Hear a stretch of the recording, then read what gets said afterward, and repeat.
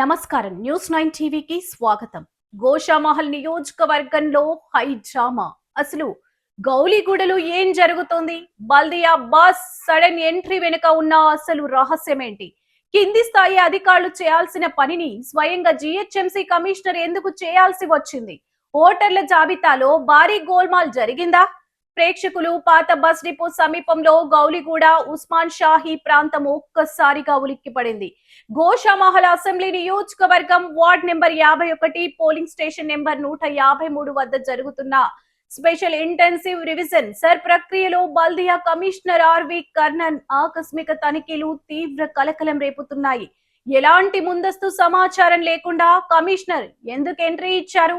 ERO Umaprakash, AERO Mahesh Kulkarni, in charge ACP Mahender సహా పలువురు అధికారుల సమక్షంలో జరుగుతున్న ఈ ప్రక్రియలో పెద్ద ఎత్తున అవకతవకలు జరుగుతున్నాయా?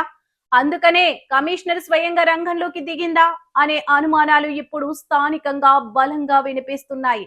అంతేకాదు ఇక్కడ ఒక సంచలన దృశ్యం కనిపించింది. ఎన్నడూ లేని విధంగా కమిషనర్ స్వయంగా ఓ స్థానిక నివాసికి సర్ ఫారంలు అందజేయడం ఇప్పుడు పొలిటికల్ సర్కిల్స్ లో హాట్ టాపిక్ గా మారింది. సూపర్వైజర్ బాలకృష్ణ, బిఎల్ఓ అరవింద్ కుమార్ అక్కడే ఉన్నప్పటికీ కమిషనర్ స్వయంగా ఆ ఫారంలను ఎందుకు ఇచ్చారు? అధికారుల పనితీరుపై ఆయనకు నమ్మకం లేదా? లేక గోషామహల్ లాంటి సెన్సిటివ్ నియోజకవర్గంలో ఓటర్ల జాబితాపై ఏదైనా పొలిటికల్ ప్రెషర్ ఉందా?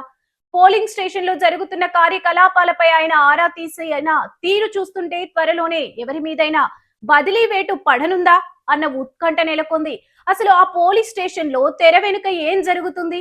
కమిషనర్ టార్గెట్ ఎవరు? మరిన్ని అప్డేట్స్ కోసం చూస్తూనే ఉండండి న్యూస్ 9 టీవీ.